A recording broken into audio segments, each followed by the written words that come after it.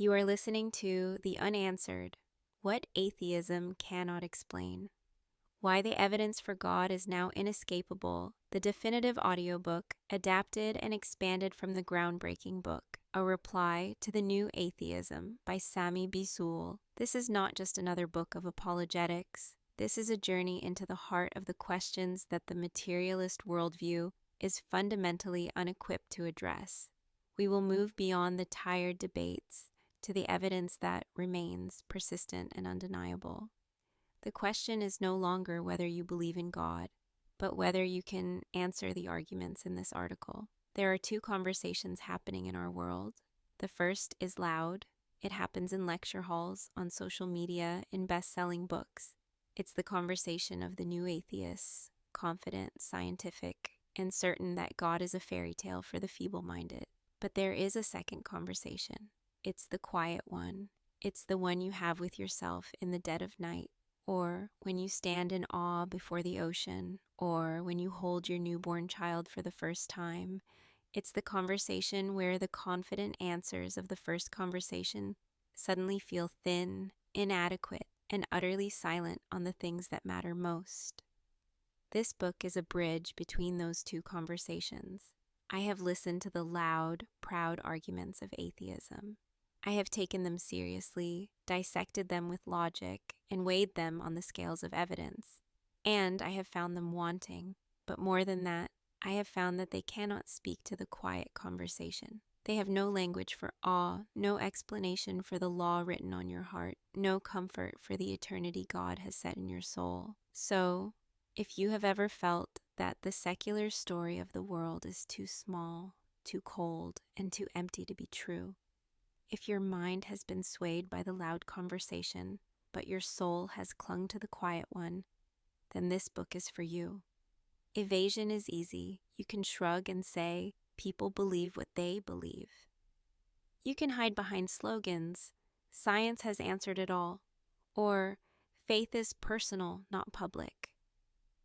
You can nod politely at the question of God and move on. But here's the truth. Nothing shapes a life, a culture, or a civilization more than the answer to this single question. Does God exist? If God is real, then meaning, morality, and destiny are not human inventions, they are discoveries. If God is not real, then everything we call morality, purpose, and love is chemical theater. Atoms dancing with no script, no author, no reason. That is why this debate still matters. It is not a hobby. It is not intellectual sport. It is the ground beneath every law, every ethic, every why that humans whisper in the dark. Some will say the question is settled. It isn't. Some will say belief is private. It isn't. When millions build laws, governments, families, and futures on what they believe about God, it is public in the highest sense. The question of God is not a side issue. It is the issue. You hold in your hands a book that should not need to be written. You live in a world that has convinced itself that the most profound questions of human existence, where did we come from, why are we here, what is right and wrong, can be answered by staring into the void and pretending the void is staring back with answers. We are told that the universe is a magnificent accident, that your consciousness is a ghost in a machine, that your love is a chemical trick, and that your yearning for eternity is a delusion. We are told to find meaning in a story that ultimately has none. This is not just an error. It is a form of intellectual and spiritual starvation. It is a philosophy that fails at the very moment you need it most. In the face of true suffering, in the quiet of profound joy, and in the depth of your own unspoken thoughts. This book is my reply. It is not a timid request for a hearing. It is a confident dismantling of the arguments for a godless universe and a clear-eyed case for the one that makes sense of everything else. Your reason, your morality, your love, and that silent, persistent whisper in your soul that there must be more. I will not just engage with the atheists' arguments. I will expose their bankrupt conclusions. I will speak to your intellect, but more importantly, I will speak to that part of you their worldview cannot even acknowledge, your soul. Here are my rules of engagement. This book is not a sermon. It is not an appeal to feelings. It is not a gentle invitation. It is an argument, and arguments demand rules. Rule 1: Steel before fire. I will present atheist objections in their strongest form. No straw men, no shortcuts. If you cannot argue against their best version, you cannot argue at all. Rule 2: Precision over noise. Clarity is the weapon. Every argument will be stripped to its bones. Premises, conclusion. No fog, no filler, nothing wasted. Rule 3: Cut clean. I don't waste time calling people names. Insults are for amateurs. What matters is whether the logic stands. If it does not, I will slice it away, simply, decisively. Rule 4: Burden where it belongs. Atheists love to pretend belief in God requires proof beyond doubt. While atheism floats weightless, that's false. Every worldview makes claims, every claim carries a burden. This debate is not about proving God like a lab sample. It is about which worldview best explains reality. Rule 5: No survivors. Every objection will be faced, none ignored, none left with loopholes. This book is written to leave no hiding place. These are the rules. If you want slogans, you will be disappointed. If you want clarity, steal. A clean field when the fog clears. Keep listening. Let me share something with you. Forget the arguments for a moment. I want you to recall a time you stood under a canopy of stars, feeling simultaneously insignificant and profoundly connected. Have you ever wondered why that feeling is so universal? Let me offer a perspective. You look at the night sky, at the dizzying expanse filled with billions of galaxies, and you feel a sense of awe. That feeling is real data. Science can tell you the mass of a nebula and the distance to a star, but it falls silent before the simple, overwhelming question: why is there something instead of nothing? You are told that awe is just a chemical reaction in your brain. But isn't that like saying a Shakespearean sonnet is just ink on a page, in your deepest self, that the feeling of awe is a response to something truly awesome? What if that feeling is not an illusion to be explained away, but a faculty to be trusted, a homing light for the soul? We now arrive at the heart of the storm. This is not a debate about fossils or physics. This is about the cry of the human heart in a world of pain. This chapter is evil, the sword that breaks in their hand. Evil is the atheist's sharpest sword. Not evolution, not cosmology, evil. They raise images of Auschwitz, the raw power of an earthquake, the silent agony of a starving child, the indiscriminate cruelty of cancer, and they level a charge that feels less like an argument and more like an indictment. This is your God's world. This is the proof that he does not exist. No argument feels heavier. The weight of it can crush the spirit. And that is precisely why we must face it head on. Because if this argument worked, it would be the death knell, not just for God, but for reason, meaning, and morality itself. Yet, for all its emotional power, it collapses the moment you press it, the logical trap, and the hidden flaw. The argument is presented with clean, elegant force. If God is all good, he would want to stop suffering. If God is all powerful, he could stop suffering. Suffering exists, therefore, God does not exist.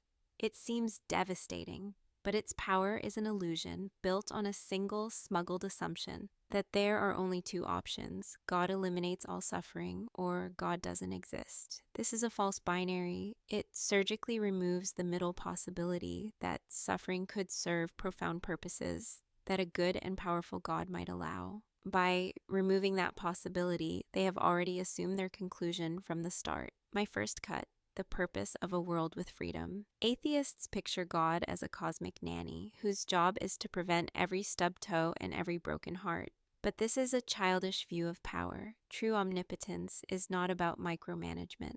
It is about the power to create a world of genuine significance. A world where love is possible must also be a world where betrayal is possible. A world where courage exists must also be a world where danger exists. A world of moral growth requires the freedom to choose and the responsibility to bear the consequences of our actions. A God who fixed every pain would annihilate the very soil in which virtue grows. He would give us a puppet show, not a life. My second cut, the arrogance of pointless suffering. The atheist looks at a specific instance of suffering and declares, "I see no good reason for this. Therefore, no good reason exists." This is not logic. This is arrogance disguised as reasoning. We are finite creatures, peering through a keyhole at a small, painful scene in a cosmic epic, and presuming to judge the entire story. To declare any suffering ultimately pointless requires omniscience, the very attribute they deny God has, yet claim for themselves in that moment of judgment. My third cut, the surgeon's knife. Let's make this tangible. A surgeon cuts into a patient. To a child watching, it is an act of violence. From the inside, it is the only path to healing. A parent lets a child fall while learning to walk. To an outsider, it looks like neglect. From the parent's view, it is the necessary price of strength and independence. A chess grandmaster sacrifices a queen. To the amateur, it is a blunder. To the master, it is the key to victory. Now, scale this upward. What if the total moral landscape of history is a masterpiece we can only see fragments of? What looks like senseless evil from our limited vantage point could be the precise, if painful, incision necessary to heal a world gone wrong, or to build a greater good that we cannot yet imagine. The final fatal irony, but here is the ultimate twist, the reason the atheist's sword breaks in their hand. The very act of calling something evil is a problem for atheism. If the universe is just atoms colliding, blind, pitiless indifference, then Auschwitz is not evil. It is just one chemical event among billions. Tragic? Yes. Unfortunate? Certainly, but not evil. Evil implies a standard, a moral law that transcends the material world. It implies a line between what is and what ought to be. By shaking their fist at suffering, the atheist is borrowing from a moral framework that only makes sense if a transcendent, good lawgiver exists. Evil, therefore, does not disprove God. It presupposes him. Without God, there is no evil. There are only my preferences against yours. So the real question is not, why does God allow evil?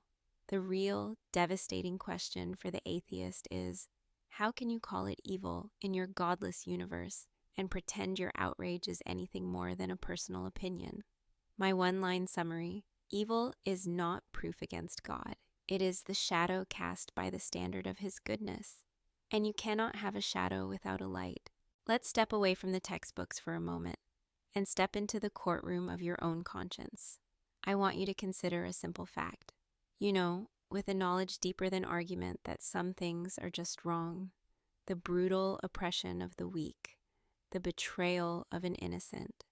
You feel a righteous anger when you see the innocent suffer. You believe, with every fiber of your being, that love is better than hate and justice is better than oppression. But here is the crucial question: why? If we are merely atoms rearranged by blind evolution, then this moral compass is an illusion. Good and evil are just useful fictions, subjective preferences no more meaningful than favoring chocolate over vanilla. Your outrage at a tyrant is no different from your dislike of a food you hate. Yet, you do not live as if that is true. You appeal to a standard of justice that exists beyond yourself and your tribe. You are haunted by a law you did not write, a verdict you cannot escape. What if that haunting is not a neurological glitch?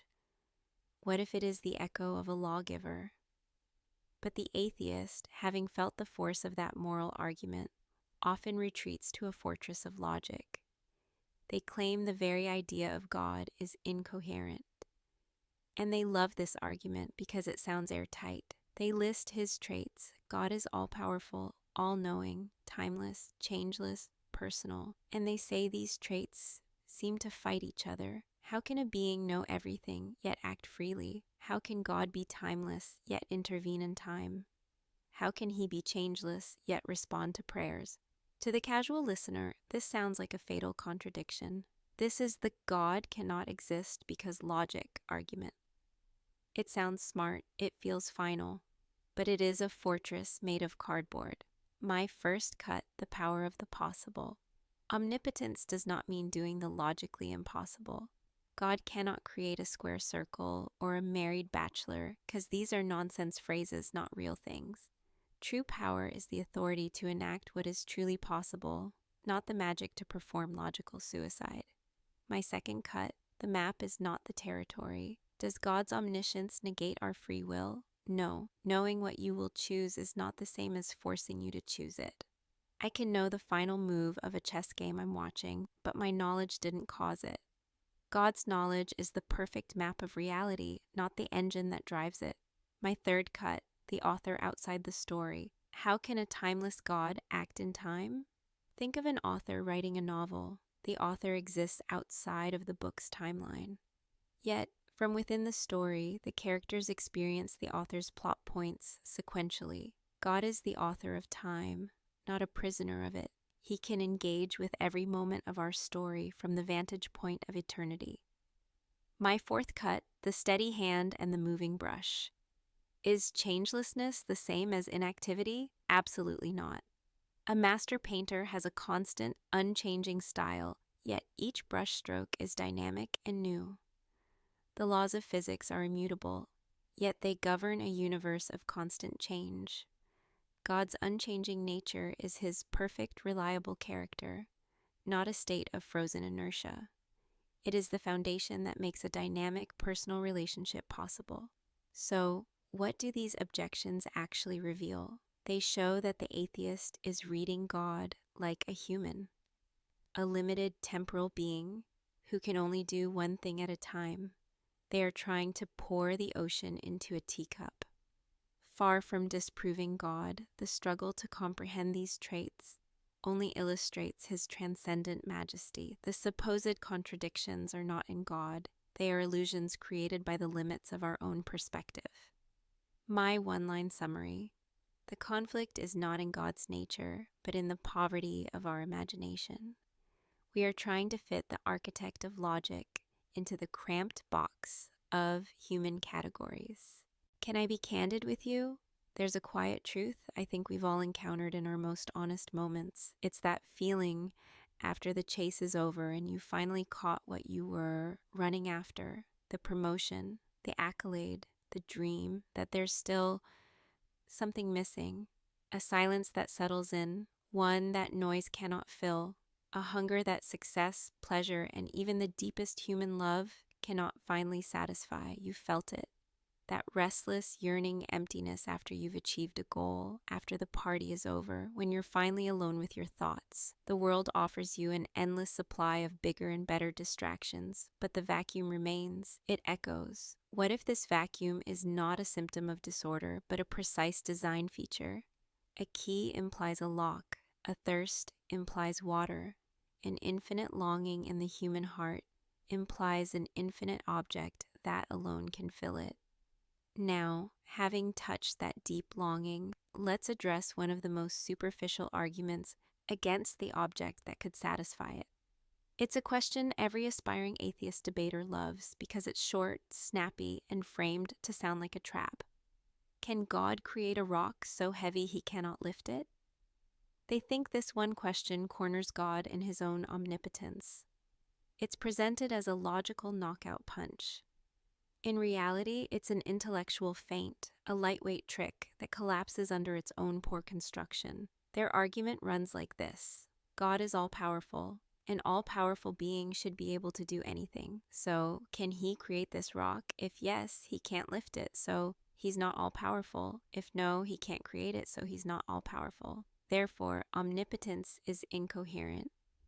God cannot exist. It sounds clever, it feels airtight, and it fails the moment it leaves their lips. My first cut, the equivocation. The atheist secretly redefines omnipotence as the ability to do anything, including logical nonsense. This is a category error. Power is exercised over what is possible. A married bachelor cannot exist. A square circle is not a shape. Similarly, a rock so heavy an omnipotent being cannot lift it is not a thing. It's a self-contradictory set of words, a linguistic trap, not a real object of power. My second cut, the false test. Asking if God can create this logical absurdity is like asking if the world's greatest mathematician can solve the equation 2 plus 2 equal 5. The question is nonsensical. It doesn't test his ability. It invents a failure and then pretends the failure is real. It is not a limitation of God's power, but a limitation of the question's meaning. My third cut, the true nature of power. Omnipotence isn't the magic to perform logical suicide. It is unlimited power over all that is real and possible. God can create galaxies, raise the dead, and sustain every atom in existence. He cannot do what is logically impossible, not because he is weak, but because logical impossibilities are not things that can be done, they are nothing. And you cannot perform an action on nothing. My final analogy, a master chef is not incompetent because he cannot cook square water. A champion runner is not weak because she cannot jump to the moon unaided. These are not failures of ability, they are confusions of category. The atheist's paradox is not a challenge to God's power, it is a challenge to their own understanding. They are using the rules of a game, logic, to try and break the board, but the board maker is not bound by the broken rules of a game he invented. My one-line verdict, the rock so heavy question doesn't trap God. It reveals the poverty of an imagination trying to contain the source of all power within a petty word game. Think about your own life for a moment. The wild chances, the seemingly random twists of fate, the people you've met against all odds. It feels like a story, doesn't it? It has a plot with drama and meaning. Now, let me paint that same feeling on the grandest possible canvas. Consider the story of everything. You are here, right now, reading this sentence, but pause. Think of the impossible, breathtaking chain of events that had to fall perfectly into place for this single moment to exist. Not just your choices, but the cosmic ones. A universe fine-tuned with razor-edge precision, a planet cradled in a perfect orbit, a 4 billion-year history of life struggling, adapting, and evolving, your ancestors meeting against inconceivable odds across millennia. And here you are, a conscious self, a being that can love, reason, and even wonder about its own wonder. The secular story tells you this is a magnificent accident, a cosmic lottery win. But does it feel like an accident? When you read a beautiful, complex novel, you never for a second believe the characters and the plot assembled themselves by chance. You instinctively assume an author. Your life has a narrative. Your search for meaning is part of the plot. What if you are in the middle of a story that has an author? Now, if our lives are part of a grand story, a natural question arises. Does the author's knowledge of the plot rob us of our freedom to act? This brings us to one of the atheist's favorite and most misunderstood objections: free will versus foreknowledge. They state it with simple, devastating confidence. If God knows the future, then our choices aren't free. We're just following a script. They picture a divine surveillance system recording every action from eternity. And they reason, if he already knows what you will do, how can you do otherwise? It feels like a logical cage. Their argument is concise. 1, God is all-knowing. 2, therefore the future is fixed and certain. 3, therefore humans cannot make free choices.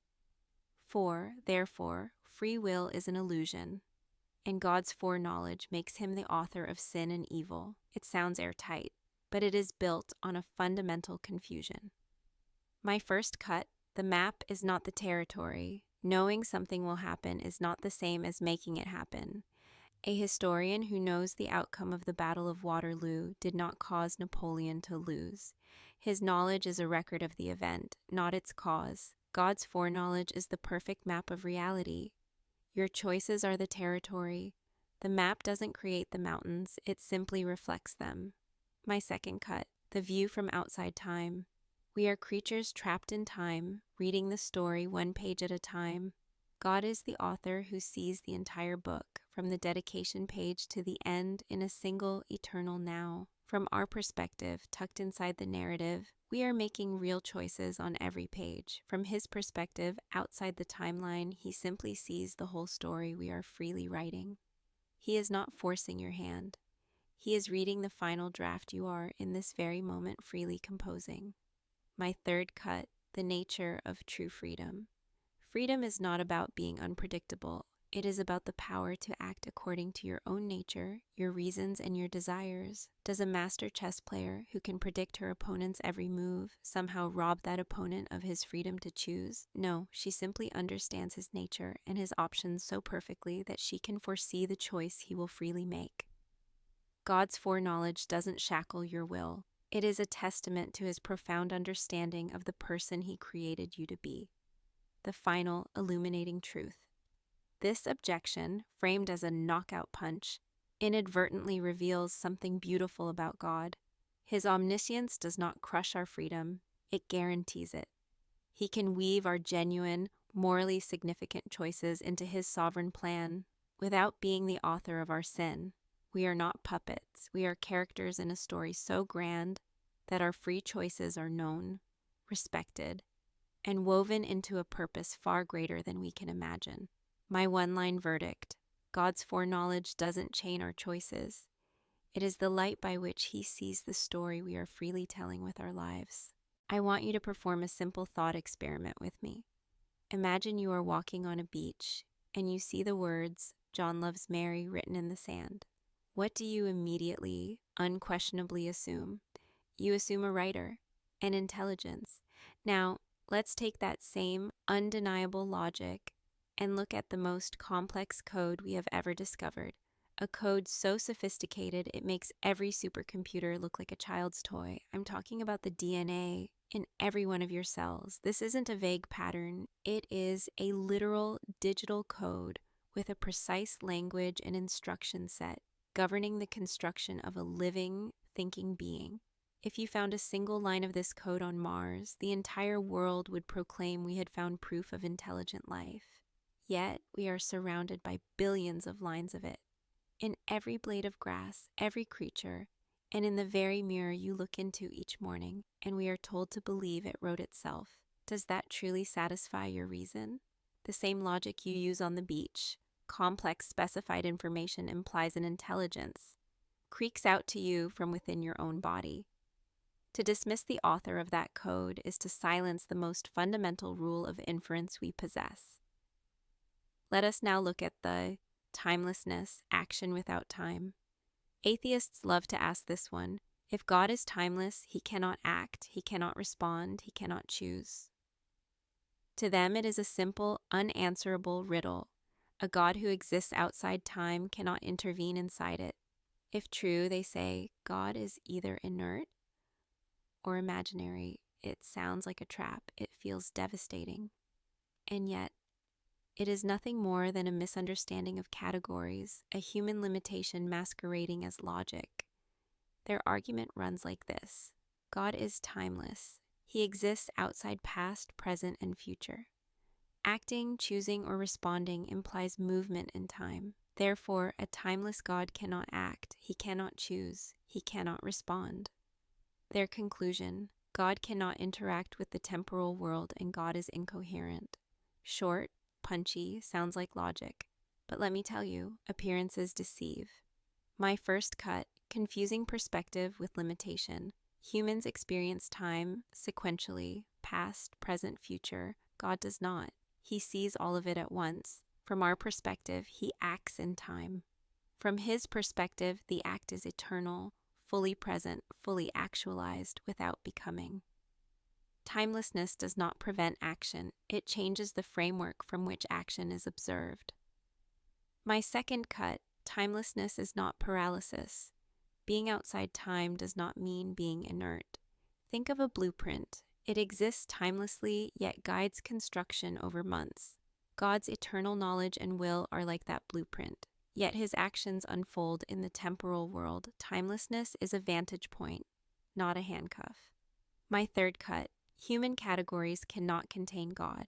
The atheist assumes action requires temporal succession, choice requires becoming, response requires delay. These assumptions are human-centric. God's mode of existence transcends time. Acting in time does not contradict being eternal. It simply means God's eternal knowledge intersects with temporal reality in ways humans perceive sequentially. My analogies: a master architect creates a building plan. The plan exists timelessly on paper, yet it guides construction across months. A novelist writes a story. Every plot decision is fixed in the manuscript, but characters act freely within the narrative. A director films a scene, knowing the entire script. To the audience, events unfold sequentially, but the director's perspective encompasses the whole at once. Through these examples, the timeless God cannot act objection melts away. It is a category error, not a logical flaw. What this actually shows: timelessness demonstrates God's supremacy over time, not his impotence. He is fully present at every moment, fully capable of action, fully responsive, yet not bound by temporal limits. This objection, framed as a problem, actually highlights God's unique mode of existence: eternal, sovereign, and intimately engaged with creation. Rather than limiting God, timelessness ensures his actions are not constrained by the ticking of a clock, human perception, temporal cause and effect. God is eternally potent, eternally present, eternally able. My one-line verdict: timelessness does not trap God, it powers him. He acts, he chooses, he responds perfectly, not sequentially as we do, but eternally and without constraint. Let me ask you a question that probably surfaces in your quietest moments. Why are we, as conscious beings, so haunted by the concept of eternity? We make plans for the future, we preserve our legacies, we feel a profound sadness at the thought of everything ending. This isn't a learned behavior, it's a deep instinctual pull. C.S. Lewis called it the inconsolable secret. And I believe it's the most important clue we have. Consider a bird that has always lived in a cage. It would have no concept of flight, no yearning for the open sky. Its desires would be perfectly limited to its cage. Now, consider yourself. You are a creature bound by time, yet you long for eternity. You are surrounded by the imperfect, yet you can conceive of perfection. You are finite, yet you can dream of the infinite. If you were truly only a product of a closed material system, your desires would be perfectly satisfied by that system, by food, sex, and survival. But they are not. You are haunted by a memory of a home you have never visited. What if that haunting is proof that you were made for another world? Let's now move to the next question: why creation? The perfection objection. Imagine a billionaire who has everything: yachts, mansions, accolades. Why would he bother buying a single extra thing? Atheists point to this intuition. If God is perfect, he lacks nothing.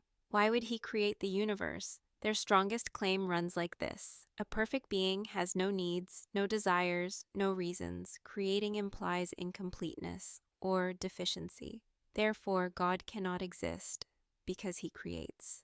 My three-line verdict: this argument is a trap. It assumes creation must arise from deficiency. It reads human psychology onto the divine. Once you realize perfection does not preclude generosity, intentionality, or joy, the trap collapses. My first cut: logical rebuttal. Perfection does not imply stagnation. To say a perfect being needs nothing is true, but it does not follow that a perfect being cannot act creatively. A perfect mind is not barren. It can generate beauty, love, and complexity freely. Humans create art for joy, not necessity. God's creation is analogous, an act of fullness, not of lack. My second cut: evidential rebuttal. Look at reality itself. The universe is not chaotic. It is not meaningless. It is ordered, consistent, capable of consciousness, morality, and beauty. If God were merely defective or driven by deficiency, creation would be arbitrary. Instead, it shows deliberation, intentionality, structure. It points to a mind acting freely and perfectly.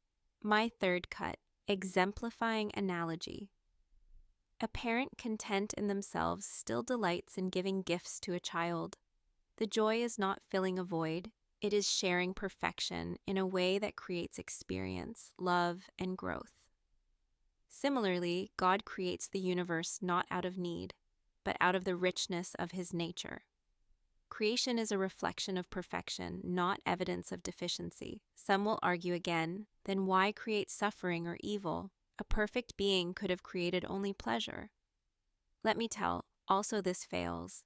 Creation is not about avoiding risk. It is about generating genuine freedom, moral growth, and meaningful beauty. A universe with challenges allows for virtues impossible in sterile perfection. Creation is perfection expressed dynamically. Creation is the ultimate expression of a perfect being. Beauty, order, consciousness, and moral growth arise not because God needed them, but because His nature overflows in generosity and intelligence. To act creatively is the hallmark of perfection, not a contradiction of it. My one-line summary: perfection is not emptiness, it is fullness, and creation is its ultimate flourish. I want you to step back and consider the very tool we are using right now, your mind. You trust your rationality to assess this book, to do your job, to navigate your life. But have you ever stopped to ask why you can trust it? Let me show you why your ability to think and reason is one of the most potent arguments for a rational creator. If your mind is merely the product of blind, unguided forces, a struggle for survival, then it is tuned for one thing: helping you eat, not get eaten, and pass on your genes. It is not tuned for truth. A tiger doesn't need to understand quantum mechanics to hunt. Why should you? On a purely naturalistic view, your belief that 2 + 2 is 4 or that logic is valid is just a lucky byproduct of a brain that evolved to throw spears. It has no necessary connection to truth. And yet you stake your life on the reliability of your mind every time you get in a car or trust a bridge. This unshakable faith in reason only makes sense if our minds are not accidental glitches, but were designed by a rational mind to comprehend a rational universe. Let us now look at the hidden God. Clarity without compulsion. A mother whispers to a child from another room. The child can hear, but only faintly. Atheists look at the universe and say, if God exists and wants a relationship, why isn't His presence obvious? This is their hidden God objection, the loudest silence imaginable. So, their claim, if God exists and seeks a relationship with humans, His existence should be undeniable. Humans are not overwhelmingly convinced. Therefore, God either does not exist or does not care. My 3-line verdict. This argument mistakes subtlety for absence. It assumes revelation must be obvious to compel belief. It collapses once you realize that genuine love, free choice, and moral responsibility cannot be forced into awareness. My first cut, logical rebuttal. If God made His existence undeniable, belief would no longer be free. Coerced certainty is not relationship. Love requires freedom. Moral growth requires choice. A universe with overwhelming evidence of God would eliminate freedom. Humans would become automatons, not children capable of trust and devotion. My second cut, evidential rebuttal.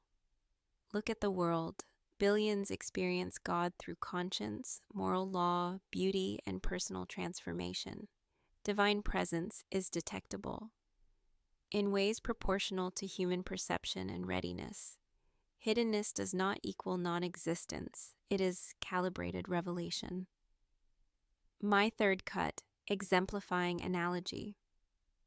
A teacher does not hover over a student, making every answer obvious. A parent does not solve every puzzle for a child. Growth, trust, and discovery require a degree of hiddenness. Similarly, God allows space for humans to seek, choose, and grow. His subtlety is an invitation, not abandonment. I know atheists may insist, but some never see or experience God and remain lost. Why allow this? I can simply say this question fails as well. Humans misuse freedom daily. Some reject moral and spiritual truth. Hiddenness allows genuine choice, responsibility, and meaningful faith. God's method prioritizes authentic relationship over compelled assent. Absence is not cruelty, it is integrity. Divine hiddenness is not a flaw, it is a feature. It protects freedom, it nurtures genuine pursuit. It ensures that trust, love, and morality emerge authentically. God's subtlety amplifies human growth and the depth of relationship. It is proof of intentional wisdom, not absence. My one-line summary: God's quiet is not absence. God's quiet is not a void to be filled, but the architecture that makes room for choice. God's silence is not the end of the song, but the resonant space between the notes that makes the music possible.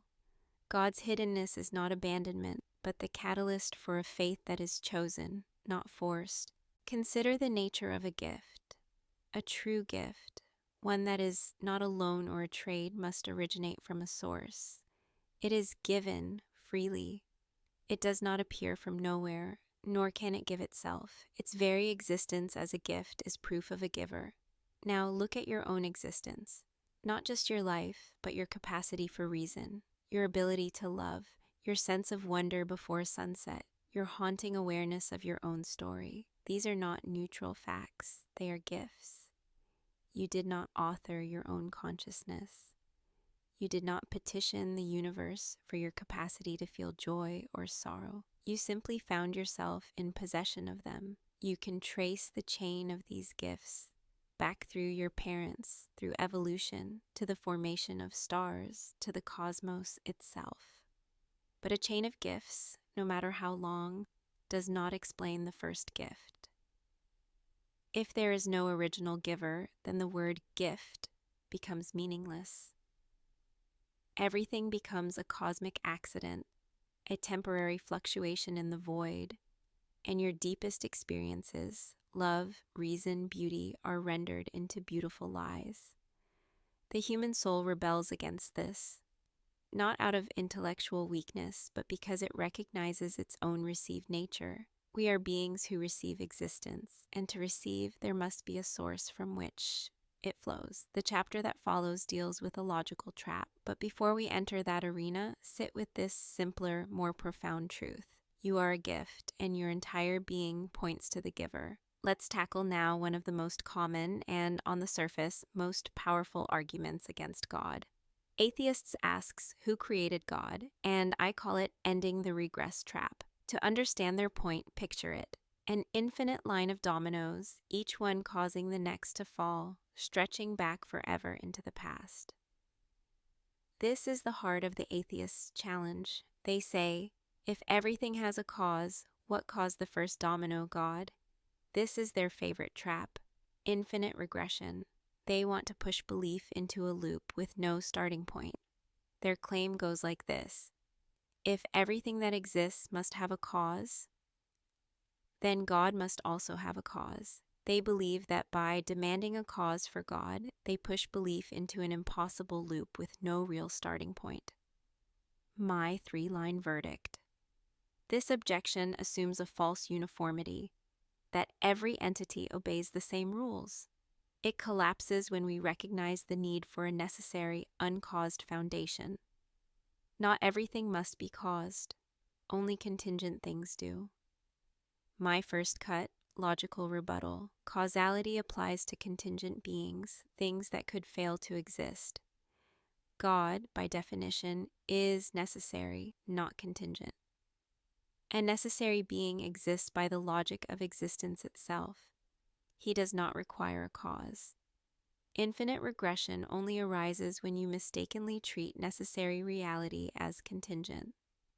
My second cut: evidential rebuttal. Look at the universe. Everything that begins to exist has a cause, but the chain cannot stretch infinitely into the past. Physics, cosmology, and reason all point to a starting point.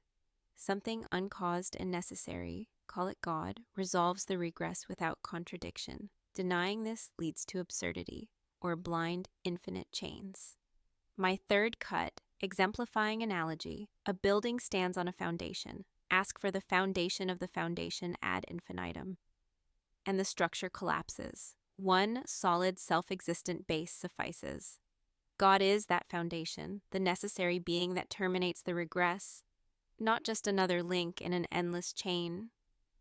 Atheists often counter, but why can't the universe itself be uncaused instead of God? Well, I can for sure say this also fails. The universe is contingent. It began to exist, is changeable, and is composite. Only a necessary, simple, eternal being can truly halt the regress. A universe cannot explain its own existence. God can. God, as a necessary, uncaused being, provides the ultimate explanation for existence. Creation is grounded. Regress ends. Reason finds its ultimate foundation in a reality that depends on nothing else. God is not just another domino. He created the domino. He owns all the power, including this stupid domino trap atheists love to cite. My one-line summary: God is not another domino in the chain. He is the foundation on which all else rests. Understand this. God is not the first domino to fall in an infinite chain. He is the solid floor upon which every domino stands. Let me give you a new image to hold on to. The question, who created God, mistakes him for a piece on the board. He is not. He is the board itself, the foundation, the necessary ground of all being. Do not look for God at the beginning of the chain of dominoes. Look beneath it. He is not a cause among causes, but the source of causality itself, the unmoved mover. Let's talk about the thing we all value most. It's the theme of every song, every story, the thing we would die for. Love. We treat it as the highest virtue, but I want to ask you a dangerous question. What is love if we are just animated stardust?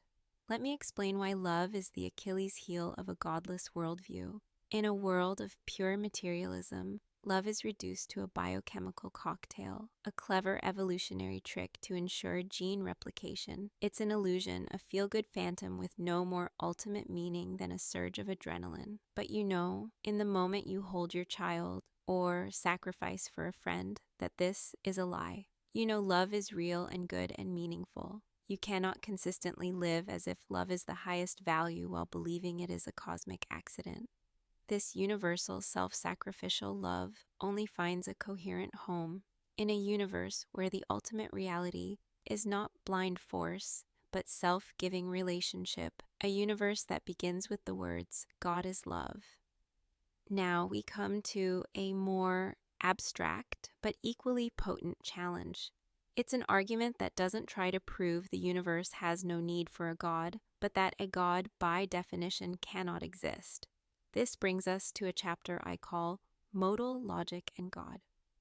To understand this, I want you to imagine a brilliant but arrogant cartographer. This person claims to have mapped not just our world, but every single possible world that could ever exist.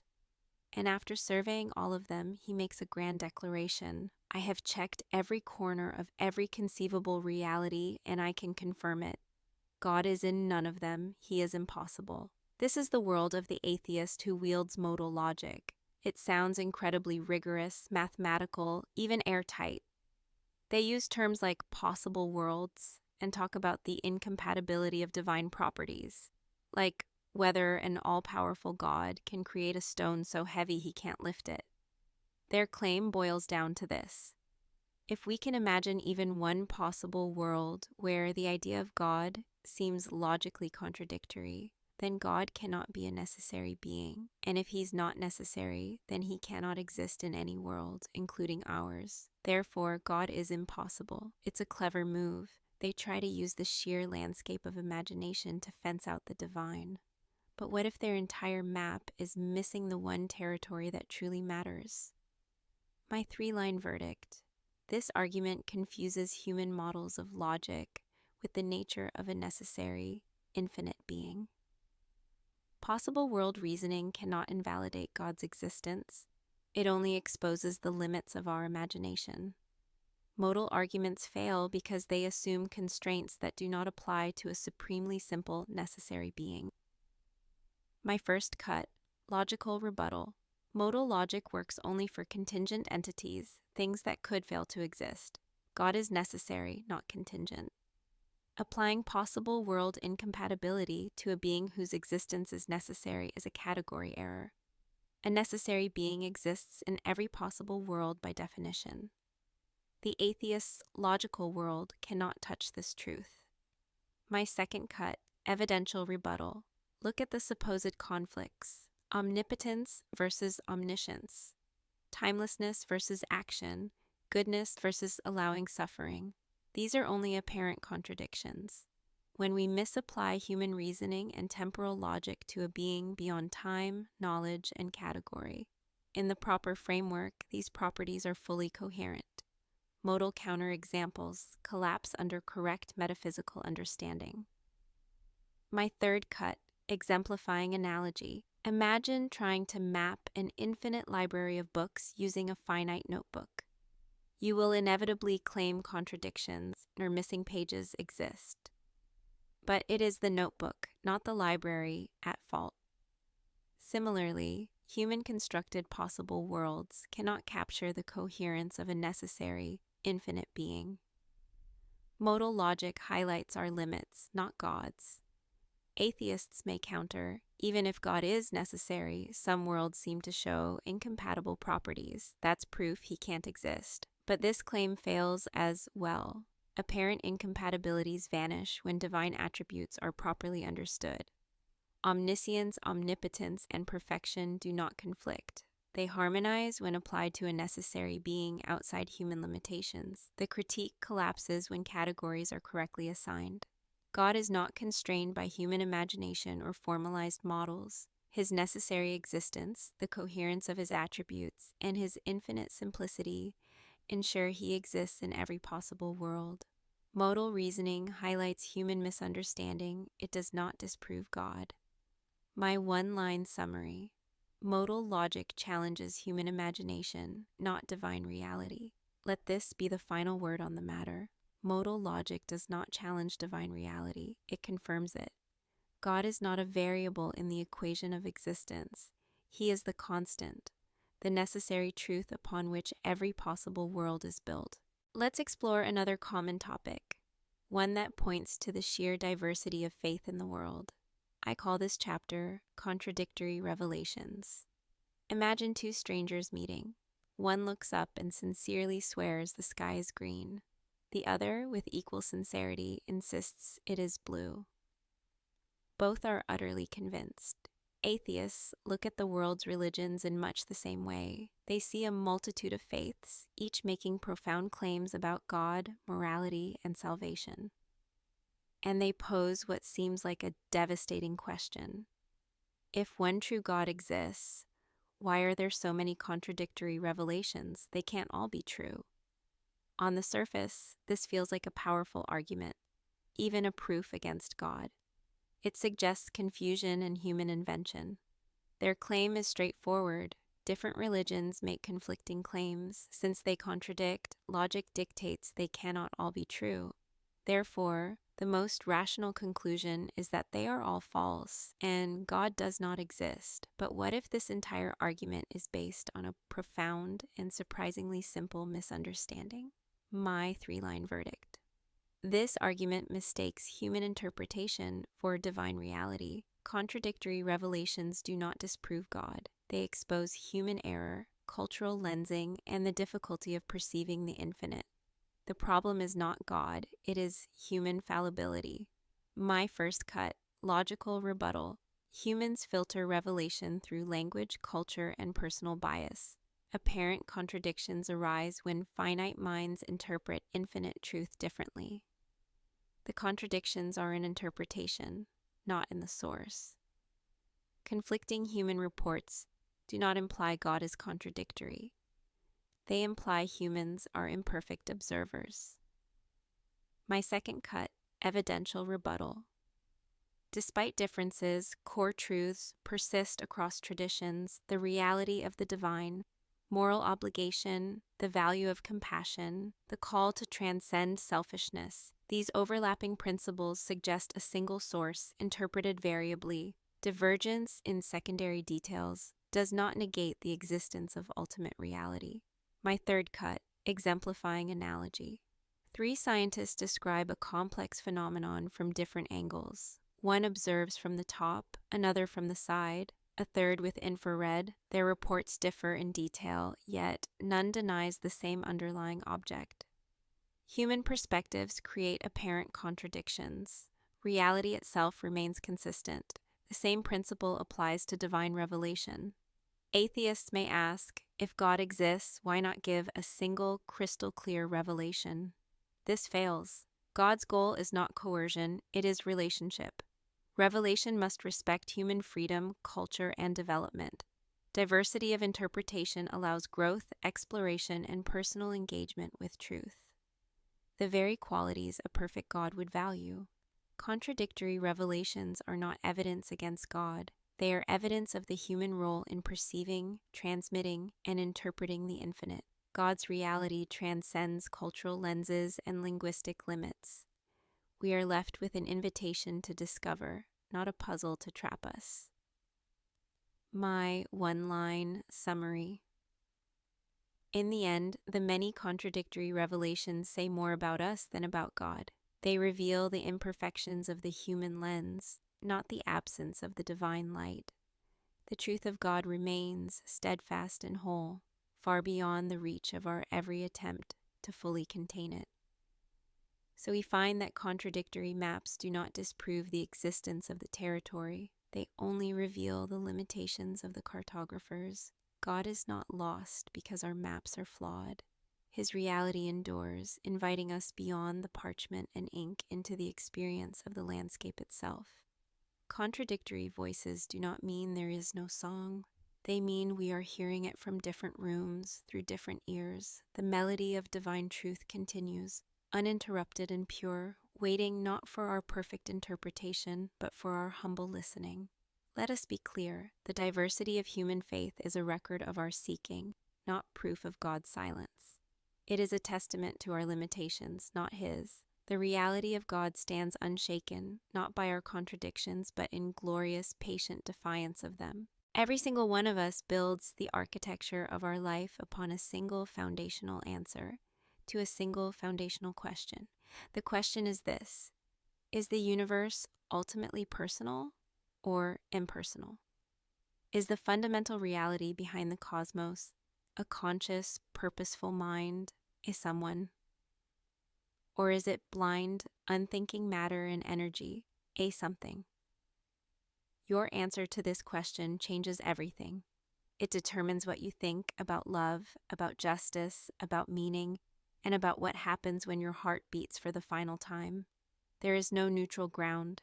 You are living out the consequences of your answer every single day. The modern world has overwhelmingly chosen its answer, impersonal, a cosmic accident, and we are now witnessing the results, a culture adrift, searching for meaning in distractions and calling the ensuing emptiness freedom. This book is a case for the other answer. It is a rigorous, unflinching argument that the evidence, from the origin of the cosmos to the content of your own conscience, points overwhelmingly to a personal reality, to a God who speaks, who loves, and who has made you for a purpose. This is not a leisurely intellectual exercise. This is about discovering the true foundation upon which to build a life that matters. The house you have built is standing on one of these two foundations. It is time to check which one. Having faced the deep questions of the heart, we now turn to one of the most common challenges to the mind, the argument from science itself. This chapter is evolution, natural mechanism, not God's enemy. The evidence is compelling, a fossil record that reads like a storybook stretching back millions of years, and DNA sequences that trace the magnificent branching tree of all life. Looking at this, the atheist makes a declaration that sounds, to many, like the final word. Evolution explains life's complexity. We have the mechanism. God is no longer needed here. It sounds scientific. It sounds final. It seems to make the divine redundant, a ghost in the machine we finally understood. Their claim is simple and powerful. If a natural process like evolution can explain the diversity and complexity of life without any divine intervention, then God becomes an unnecessary hypothesis, a solution to a problem we've already solved. But what if this is a false choice? What if the mechanism itself points to a deeper majesty? My three-line verdict. This argument mistakes mechanism for ultimate explanation. Explaining how something happens is not the same as explaining why it exists at all. Evolution describes process. It does not negate the necessary conditions, laws, or intelligence behind the universe itself. My first cut, logical rebuttal. Evolution answers how species develop, not why the universe permits life to develop at all. Natural selection requires laws of physics, chemistry, and probability that allow life's emergence. These laws themselves are contingent, finely tuned, and intelligible, pointing to a grounding beyond random chance. Evolution explains mechanisms. God explains foundation. My second cut, evidential rebuttal. Observe the elegance of evolutionary processes, DNA replication, adaptation, and ecosystems. They reveal a consistent, ordered system. Far from disproving God, these systems reflect intelligible order. Random mutation alone cannot account for the existence of a law-governed universe. My third cut, exemplifying analogy. A clockmaker designs a factory that produces clocks automatically. The factory runs on its own, yet the system, tools, and design reflect intentional intelligence. Evolution is the factory. God is the designer of the laws, materials, and conditions that make the process possible. Remove the designer, and the system's coherence vanishes. Atheists may insist natural processes alone are sufficient. Invoking God is unnecessary. This fails. Sufficient in one category, mechanical explanation, does not equal ultimate explanation. Mechanisms require initial conditions, order, and intelligibility. Evolution is compatible with God. It does not displace him. Evolution demonstrates the beauty, adaptability, and creativity built into life. All of this reflects a law-governed universe. God is not excluded by natural mechanisms. He is the source of the order, potential, and reality in which evolution occurs.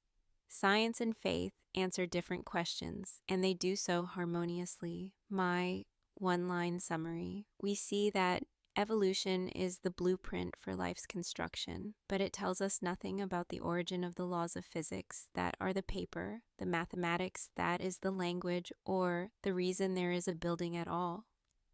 In the end, evolution describes the how, but it is silent on the why. It explains the process, but it cannot explain the possibility, the profound order, and the sheer intelligibility that make the process possible in the first place, that points beyond nature to its author. Next, the argument from creation itself. Cosmology, cause, not coincidence. The atheist points to quantum fluctuations and theorizes about a multiverse.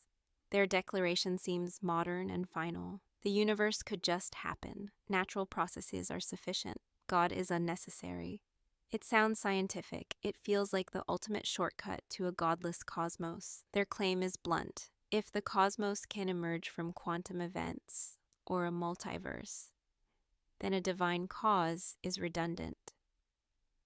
Everything has a natural explanation. They say God is superfluous and divine causation is unnecessary, but this isn't science. This is a philosophical sleight of hand. They are using the tools within the universe to explain the universe itself. And it's time we expose the trick, my three-line verdict. This argument confuses mechanism with foundation. Explaining how a universe could appear does not explain why there is a universe at all. Natural processes themselves require explanation. My first cut, logical rebuttal. Every proposed natural cause, quantum fluctuations, vacuum energy, multiverse branching, presupposes laws, constants, and existence itself. This is the inescapable chain. Laws require a lawgiver, constants require a calibrator, existence requires a ground. You cannot explain the existence of law, matter, or possibility with quantum randomness alone. Invoking natural processes does not escape the need for a necessary, uncaused foundation. My second cut, evidential rebuttal. The fine-tuning of physical constants is staggering. Gravity, electromagnetism, nuclear forces, tiny deviations would make life impossible. This isn't just a happy accident. This is a cosmos that appears to be waiting for us. It whispers of intention. Even if multiple universes exist, the question remains, why these laws, these constants, this order? Natural processes explain mechanisms. They do not explain the ultimate intelligibility of the cosmos. My third cut, exemplifying analogy. Imagine finding a perfect leather-bound library in a desert. Someone says, wind and sand assembled it. But the books, the language, the shelves, all of it screams of a mind. The multiverse theory is just an attempt to claim there are enough deserts for one library to accidentally form. But it ignores the author who wrote the books. Imagine a factory spontaneously building complex machines from raw materials. Someone might claim, no designer is needed, it just happens. But the machines, the materials, and the factory rules still exist. They still require explanation. Natural processes are the factory. God is the designer of the rules, constants, and reality in which the factory operates. Atheists may argue, quantum mechanics shows particles can appear from nothing. God is redundant. This fails because nothing in quantum physics is not absolute nothing. It is a structured vacuum governed by laws and potentials. Laws themselves and the possibility of existence demand explanation beyond what physics can supply. God grounds the very framework in which quantum events occur. Cosmology does not eliminate God. It points directly to Him. The universe's beginning, the precision of physical law, and the intelligibility of existence require a necessary, uncaused, powerful mind. Science explains process. God explains why the process exists at all. My one-line summary. So we are left with a choice: to accept an infinite regress of hows with no ultimate why, or to acknowledge the self-existent, necessary mind who is the source of all hows, all whys, and all that is. Natural processes describe how. Only God explains why the universe exists at all. Let's move now to what many feel is the simplest and strongest argument against faith. The argument from a lack of evidence. It's a challenge we've all heard and perhaps even felt in our quieter moments. This chapter is Evidence and the Invisible when seeing isn't believing. A scientist peers through a microscope demanding proof. An atheist points at the concept of God and makes a declaration that feels like common sense. There is no empirical evidence. God has never been measured, tested, or observed, therefore he cannot be real. It's a blunt claim, framed to feel incontrovertible. Their logic is this: if God existed, he would leave empirical, measurable evidence. The lack of such evidence is proof he does not exist. My three-line verdict: this argument fails because it assumes God must be an object within the universe, ready for dissection. It collapses the moment you understand that an immaterial, infinite, and necessary reality cannot be captured by tools designed for finite material things. The inability of a thermometer to measure justice does not mean justice isn't real. My first cut, logical rebuttal. God, by definition, is not a physical entity. He is the source of physics itself, immaterial and transcendent. A Geiger counter measures radiation. It does not and cannot measure meaning. A microscope reveals cells. It is blind to consciousness. Demanding to see God with these tools is like demanding to hear a symphony by smelling the air in the concert hall. It is a test designed for failure, a profound category error. My second cut, evidential rebuttal. But let's be clear, we accept the reality of the invisible every single day. We build our lives upon it. The number 3 has no mass. The law of non-contradiction has no color. Your own love and conscience have no physical dimensions. Yet you know they are powerfully, undeniably real. How? By their effects. In the very same way, God's presence is detected indirectly through his undeniable effects, the jaw-dropping fine-tuning of the universe for life, the objective moral law that echoes in every human heart, and the sheer, inexplicable fact of our own conscious awareness. These are not gaps in our knowledge, they are fingerprints. My third cut, exemplifying analogy. Imagine a brilliant novel. You can analyze the ink, the paper, the glue, but you will never find the author's mind trapped in the binding. The author is known through the story, through the plot, the characters, the themes. You infer the author from the artistry and intelligence on the page. Our universe is that novel. Science brilliantly studies the ink and paper, the physical laws. But the plot, the meaning, the breathtaking elegance that points to a transcendent author, known through the majesty of his work.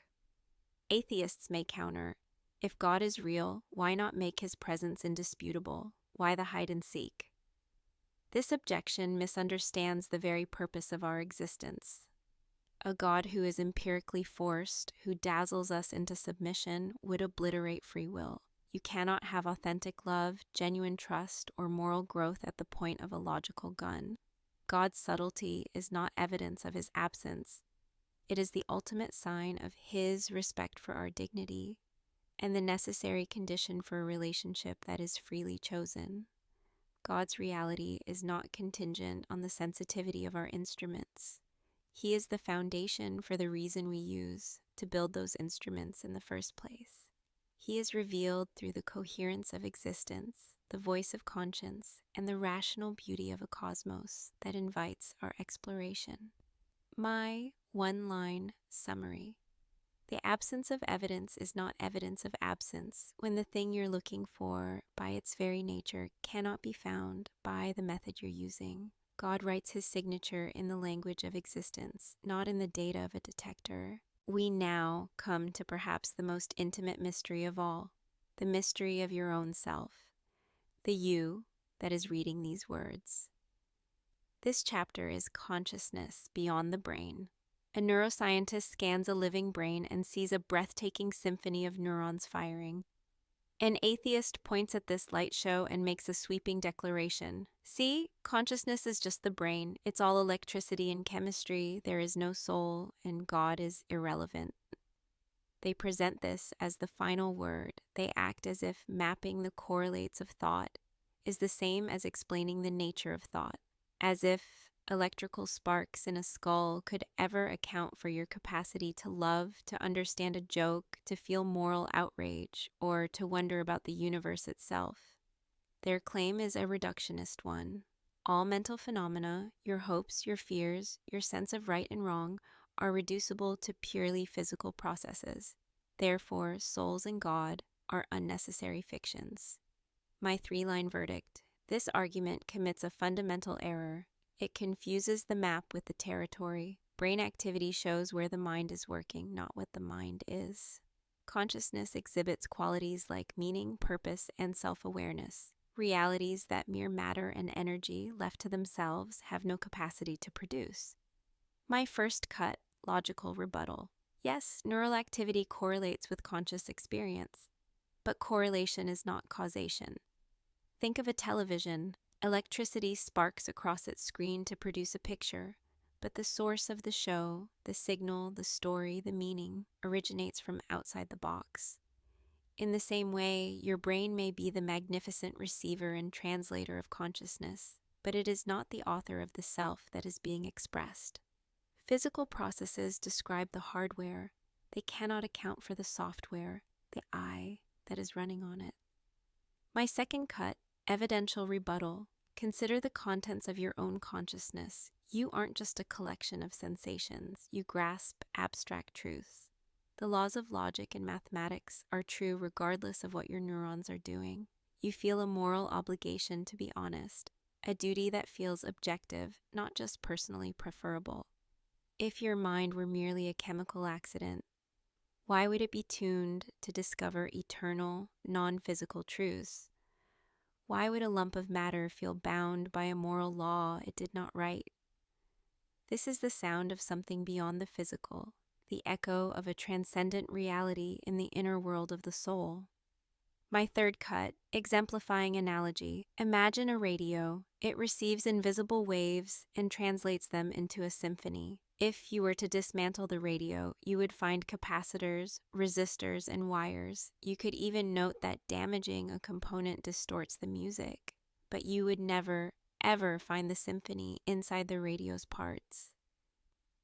Your brain is that radio. The music is your mind, your thoughts, your love, your consciousness. The fact that damaging the receiver stops the music does not mean the music was made by the receiver. It suggests a broadcast, a signal from a source beyond the physical apparatus.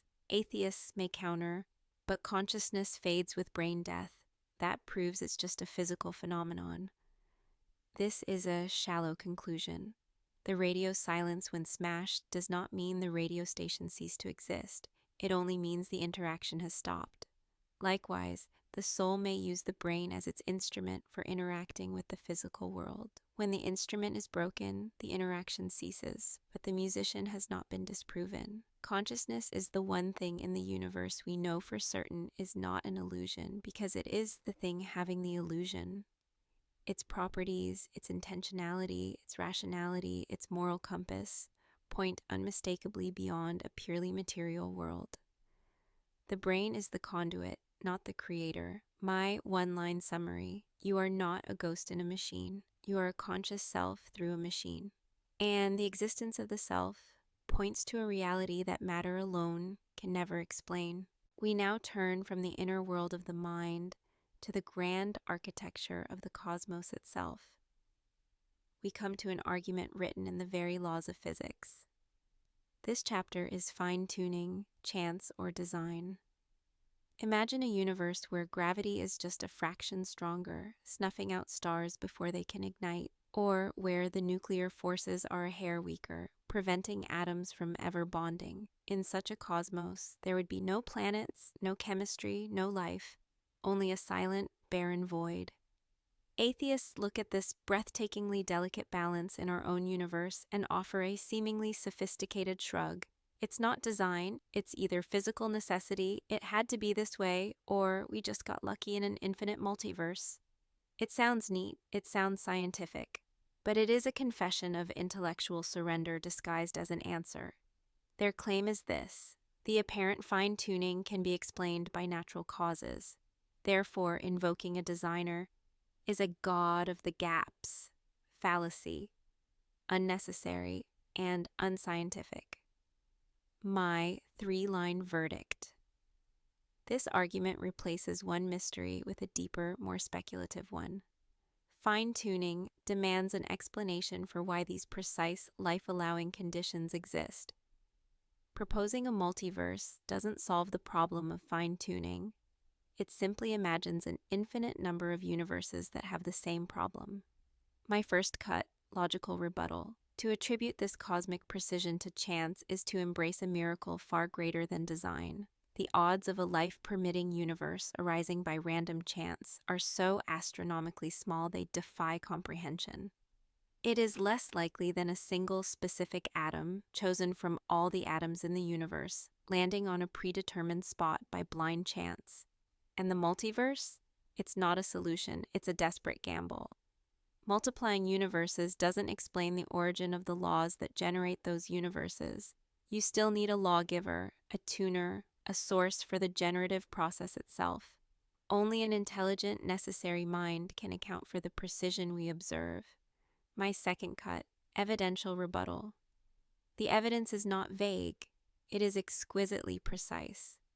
The force of gravity, the strength of the strong nuclear force, the value of the cosmological constant, these are not suggestions. They are fundamental constants. If any one of them were altered by a razor's edge, the universe would be sterile. This isn't like winning the lottery. This is like winning the lottery a billion times in a row with a ticket you didn't buy. The universe doesn't merely allow for life. It screams for life from its most fundamental level. Such breathtaking calibration points not to blind coincidence, but to deliberate, purposeful design. My third cut, exemplifying analogy. Imagine you are walking in a desert and find a beautiful, complex watch, keeping perfect time. You would never, in a million years, conclude that wind, sand, and chance assembled it. You would immediately infer an intelligent watchmaker. Now, imagine the atheist's response. But what if there are infinite deserts with infinite sand blowing for infinite time? Surely one watch must form by accident. This is not science. It is a fairy tale for the intellectually desperate. Our universe is that watch, infinitely more complex, and the fine-tuning of its constants is the precise time it keeps. God is the watchmaker. Atheists may argue, in an infinite multiverse, a life-permitting universe like ours was bound to happen. This fails on two fronts. First, it is pure speculation, a metaphysical belief with zero observational evidence. Second, and most crucially, it commits the ultimate intellectual retreat. It tries to explain the bolt on the door by inventing an infinite number of doors, while never asking who built the house, who made the locksmith, or why there is a law of locksmithing at all. Fine-tuning is not a lucky break. It is the cornerstone evidence for a cosmic architect. The universe is not a chaotic explosion. It is a symphony, and a symphony implies a composer. God provides the only coherent explanation for why the cosmos is not just existing, but tuned, poised, and ready for minds to emerge, to understand it, and to find meaning within it. My one-line summary: the universe is not a random arrangement of constants. It is a precise, elegant equation, and every equation implies a mind that conceived it. Let's examine one of the most persistent narratives in the modern world, the story that science is slowly pushing God out of a job. This chapter is God of the gaps. Science doesn't exclude God. For millennia, lightning was the wrath of the gods. Disease was a demonic curse. We didn't understand the mechanisms, so we attributed them directly to divine action. Now, we understand atmospheric physics and germ theory. We flip a switch and command light. We prescribe medicine and defeat plagues. Atheists look at this profound human progress and draw a sweeping conclusion. See, every mystery we solve pushes God further into the shadows. He was just a placeholder for our ignorance. Soon there will be no gaps left for him to hide in. It's a compelling story, it sounds final, but it is based on a fundamental category error. Their claim is this: history shows that God is just a name we give to whatever we can't yet explain. Therefore, God is not a real being, but a shrinking God of the gaps, who will eventually vanish completely. My three-line verdict: this argument mistakes the retreat of our ignorance for the retreat of God. Science brilliantly answers the question of how, but it is structurally incapable of answering the question of why. God was never in the gaps. He is the foundation in which the entire structure of reality, including its scientific laws, is grounded. My first cut: logical rebuttal, mechanism versus metaphysics. Science describes the mechanisms within the universe. It explains the processes of lightning, the replication of DNA, the laws of gravity, but these explanations are silent on the ultimate questions. Why is there a universe at all? Why do these specific life-permitting laws exist? Why is the universe intelligible to our minds? To say science explains lightning, therefore God is not its cause, is like saying we understand the mechanics of an engine, therefore Henry Ford did not exist. You are confusing the operation of a system with the origin and purpose of the system itself. My second cut: evidential rebuttal, the deepening mystery of law. Far from making God unnecessary, every scientific discovery shouts his name more loudly. We don't find chaos as we look deeper. We find astonishing, elegant, mathematical order. The laws of physics are not just descriptions, they are a coherent, rational code. This pervasive intelligibility is precisely what we would expect if a rational mind stood behind the cosmos. God is not a competitor with Newton or Einstein. He is the reason the universe obeys the beautiful mathematics they discovered. My third cut: exemplifying analogy, the author and the grammar. Imagine a Shakespearean sonnet. A linguist can explain its grammar, its syntax, its meter. A chemist can analyze the ink and paper, but these explanations do not eliminate William Shakespeare. In fact, the stunning order and beauty of the sonnet points directly to a genius mind that transcends the physical components. In the same way, science analyzes the grammar and syntax of the universe, its physical laws, but the existence of a coherent, elegant, life-allowing text points irrevocably to a transcendent author. Science reads the poem, God wrote it. Atheists may counter, but as our knowledge grows, the territory left for God shrinks. This is the core error. They see God as an actor within the play, a character who can be written out. But he is the playwright. Understanding the plot in more detail doesn't make the playwright disappear. It makes you appreciate his genius more. The ultimate gap is not a missing link in a chain of causes. It is the existence of the chain itself. And that is a gap no experiment can ever fill. The history of science is not the story of God's funeral. It is the story of humanity waking up to the breathtaking sophistication of God's engineering. He is the reason our minds, shaped by evolution, can comprehend the deep laws of the cosmos. This is not a lucky accident. It is a design feature. My one-line summary. God is not a fragment of the puzzle. He is the foundation that holds the puzzle together. God is the silent ground of possibility, not merely a fitted piece, but the reason pieces can fit at all. Let's tackle a question that has puzzled philosophers for millennia, a challenge that seems to put God and morality at odds. This chapter is the Euthyphro dilemma, God's nature, not God's whim. A curious teenager asks, why is stealing wrong? An atheist, hearing this, seizes the moment to pose a deeper, more cunning question. Is something good because God commands it, or does God command it because it is good? It sounds clever. It feels like a trap with only two exits, and both seem to lead to a dead end for faith. Their claim is that this dilemma proves God is either a moral tyrant or morally irrelevant. Option A. If God simply decides what is good, then morality is arbitrary. He could have commanded hatred and cruelty, and it would be good. This makes him a cosmic despot. Option B. If God merely recognizes a standard of good that exists outside of himself, then he is not the ultimate source of morality. This standard is the real God, making the divine unnecessary. My three-line verdict. This famous dilemma presents a false choice. It assumes goodness is either a set of arbitrary rules or a free-floating abstract idea. It collapses the moment you realize that goodness is neither a dictated command nor an independent standard. It is the very expression of God's eternal, unchanging, and perfectly good character. My first cut, the logical rebuttal, the source, not the subject. God's commands are not arbitrary whims, like a king inventing a new law on a Tuesday. They flow necessarily and consistently from who he is.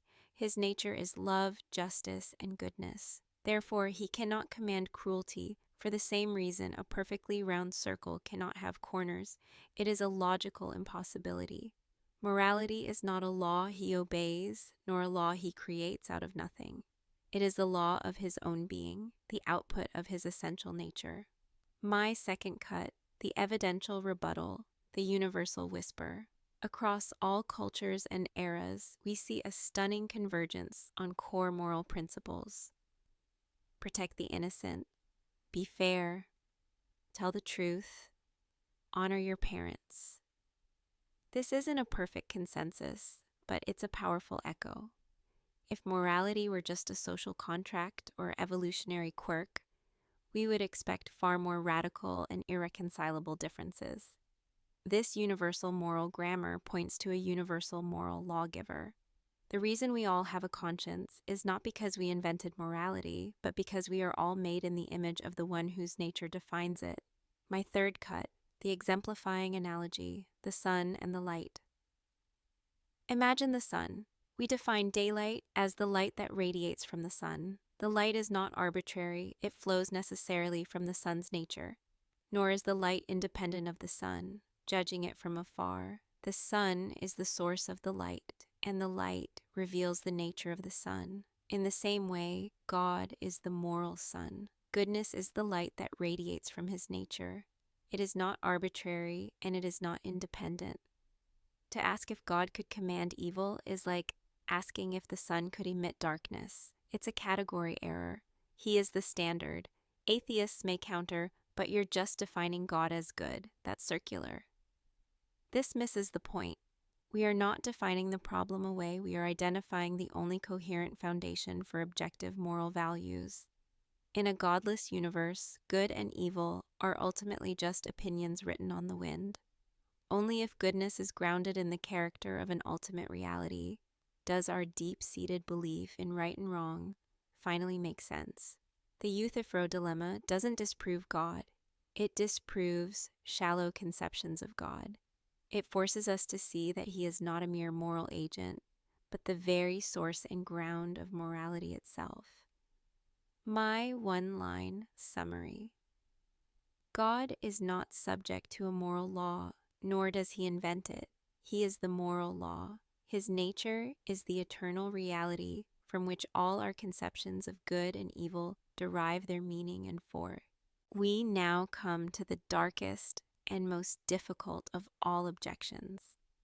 It is not an argument about logic or evidence, but about the character of God himself. This chapter is hell, the choice honored forever. Picture a courtroom.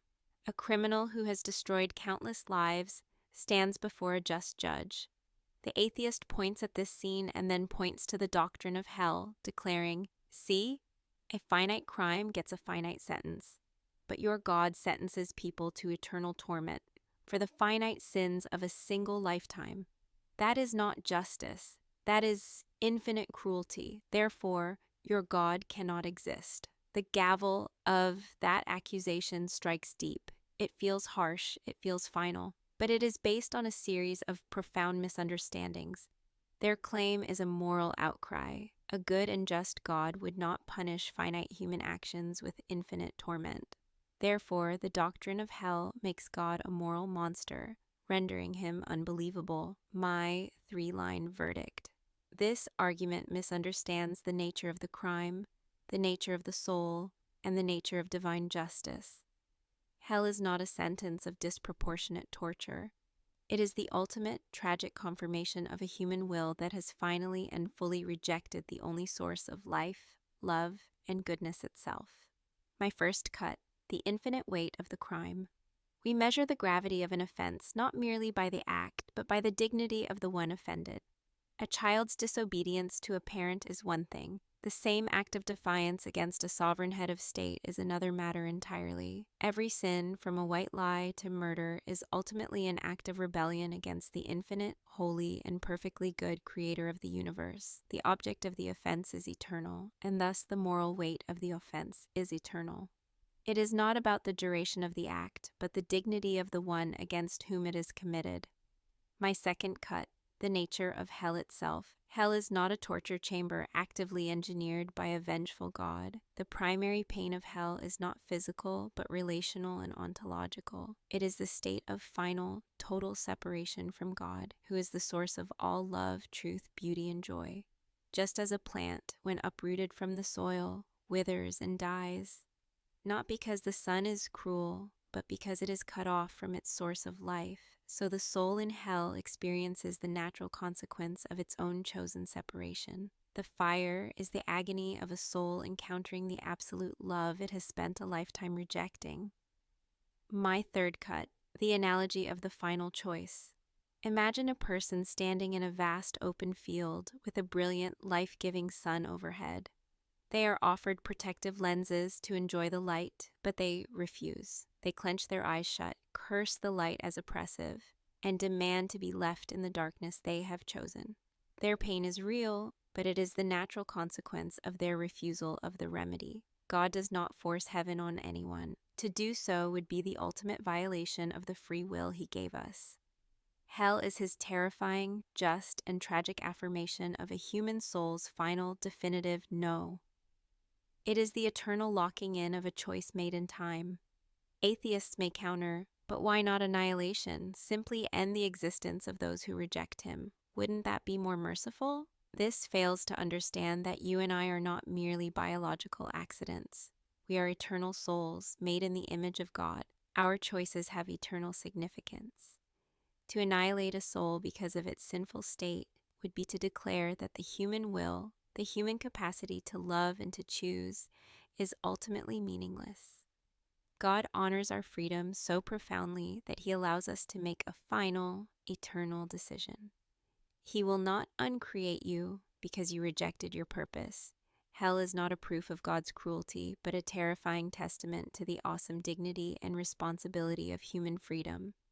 It is the ultimate guarantee that our choices matter forever.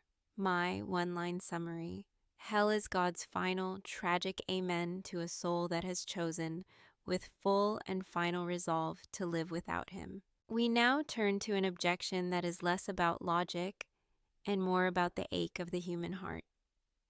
It's the argument from silence. This chapter is hiddenness, the space where love is born. Picture a grieving mother, her soul scraped raw, crying out to the heavens for a sign, for comfort, for anything, and being met with what feels like an infinite, indifferent silence. An atheist witnesses this and states the conclusion that seems inescapable. If God were real and if he were good, he would be obvious. He would not hide. The very fact that sincere seekers find only silence is the most profound proof that no one is there. This charge pierces deeper than any philosophical puzzle. It feels personal. It feels like abandonment. Their claim is a cry of the heart. A loving God who desires relationship would make his existence unmistakably clear to all. The presence of honest doubt and the experience of divine silence are, therefore, evidence against his existence or his goodness. My three-line verdict. This objection mistakes a necessary condition for love for a proof of absence. God's hiddenness is not the silence of indifference. It is the quiet space in which authentic faith, trust, and love can freely grow. What feels like a void is actually the most respectful and fertile ground for a relationship that is real. My first cut: the logic of coercion versus choice. If God revealed himself with the undeniable force of a daily cosmic spectacle, writing his name in the stars every noon, belief would not be a choice. It would be a compulsory psychological reaction, no more virtuous than the instinct to flinch from a sudden loud noise.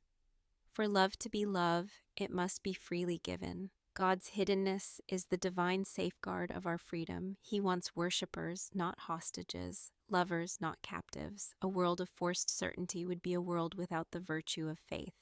My second cut: the evidence that invites, not impresses. To say God is completely hidden is simply false. The evidence for God is not absent, it is veiled.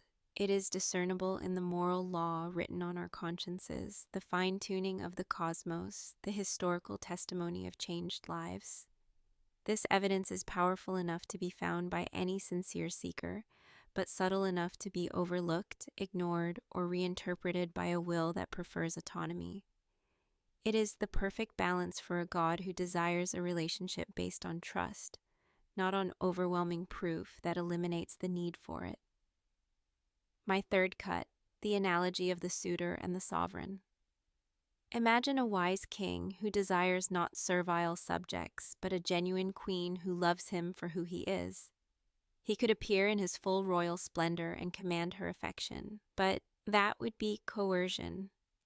Instead, he visits her village in disguise as a humble traveler. He offers kindness, tells stories, and reveals his characters slowly, giving her the space to know him, to trust him, and ultimately to choose him without the overwhelming pressure of his title.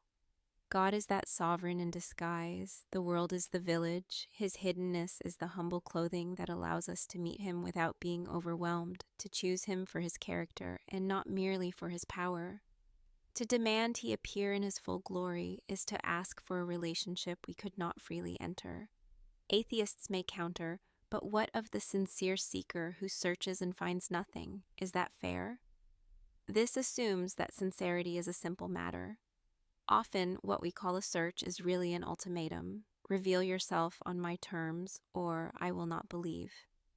God promises that those who seek with all their heart will find him. The problem is rarely his absence, but the conditions we place on the encounter. He responds to the humble heart, not the intellectual challenge. Divine hiddenness is not a bug in the system of creation. It is a feature of a universe designed for love. It is the quiet that makes the whisper of faith audible, the space that makes the step of trust possible. My one-line summary: God's hiddenness is not the evidence of his absence, but the very architecture of his invitation, creating the sacred space where a free yes can truly be spoken. We now confront what may be the most visceral challenge to divine goodness, one written not in books, but in the very fabric of the natural world.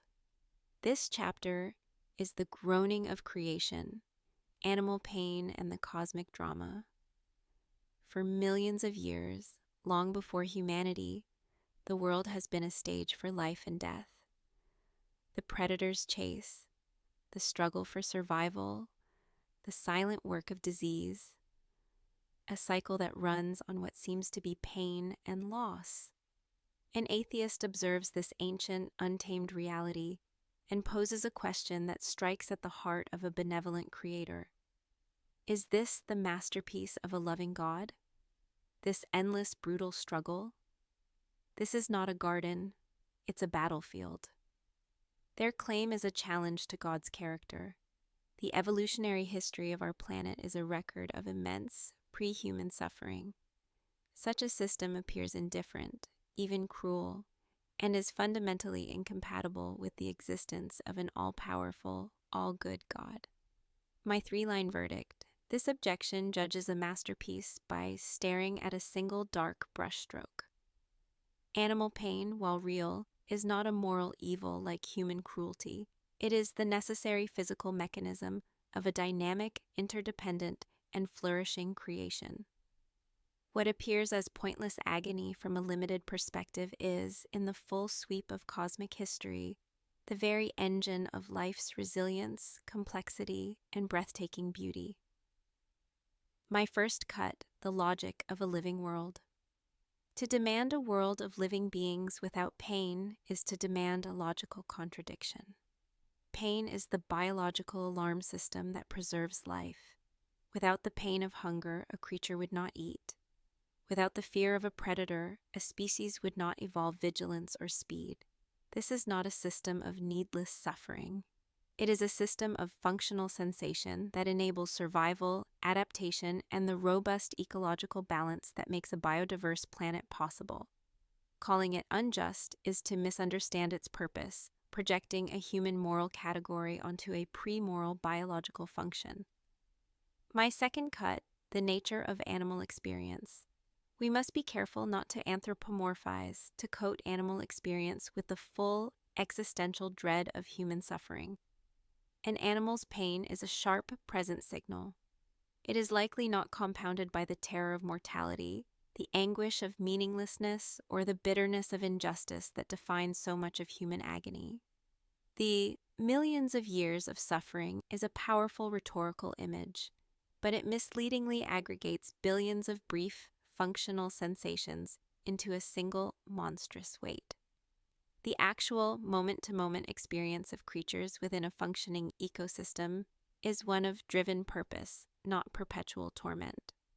My third cut: the analogy of the untamed garden. Imagine a master gardener who chooses not to create a sterile plastic arrangement of fake flowers. Instead, he plants a wild, living forest. In this forest, plants compete for sunlight, animals hunt and are hunted, and decay nourishes new growth. It is messy, unpredictable, and at times violent. But it is also profoundly alive, resilient, and bursting with a beauty that a sterile model could never possess. Our world is that untamed garden. God chose a creation that was truly other, a system of real laws and real consequences, of genuine freedom and emergent complexity. The price of this vibrant, autonomous life is the very struggle and functional pain the atheist points to. God valued a living drama over a safe diorama. Atheists might protest, but an all-powerful God could have designed a better system. This is speculation disguised as a refutation. We have exactly one universe to observe, and it is a universe where life and functional pain are inextricably linked.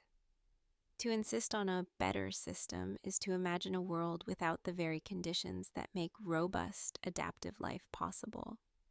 God's creativity is expressed not in avoiding the costs of a real world, but in weaving those very costs, the tooth, the claw, the thorn, into a grand design of staggering beauty, interdependence, and eventual redemption.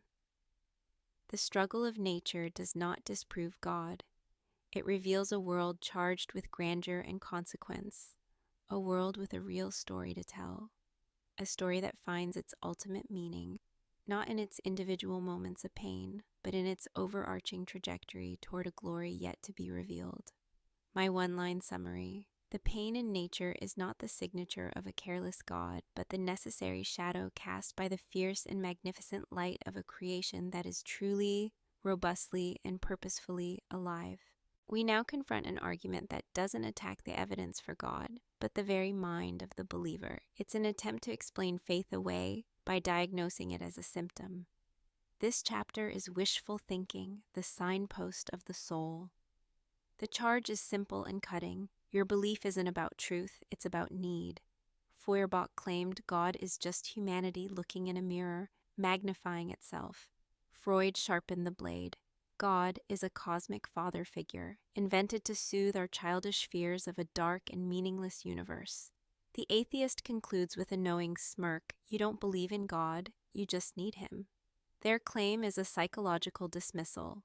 Belief in God is merely wish fulfillment, a comforting illusion crafted by a brain afraid of death, chaos, and moral solitude. Therefore, the belief is false, an invention, and God does not exist. My three-line verdict: this is not an argument, it's a biography of belief that proves nothing about its object. Even if the desire for God brings comfort, that does nothing to falsify his reality. In fact, this very theory boomerangs with devastating force. The atheist's disbelief can be just as easily explained as their form of wish fulfillment, a desire to live without a moral sovereign.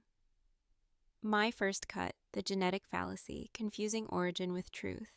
To explain how a belief originated is not to disprove what it claims. This is a classic logical error known as the genetic fallacy. I can give you a dozen psychological reasons why a scientist might believe in quantum mechanics, ambition, a desire for order, a fear of professional obscurity, but those reasons are utterly irrelevant to whether quantum mechanics is true. Similarly, stating why someone believes in God does nothing to address the question of whether God exists. The argument commits a fundamental category error, mistaking a story about the believer for evidence against the beloved. My second cut: the evidence of the inconvenient God. If God were merely a comforting fantasy, the God humanity invented would be far more comfortable.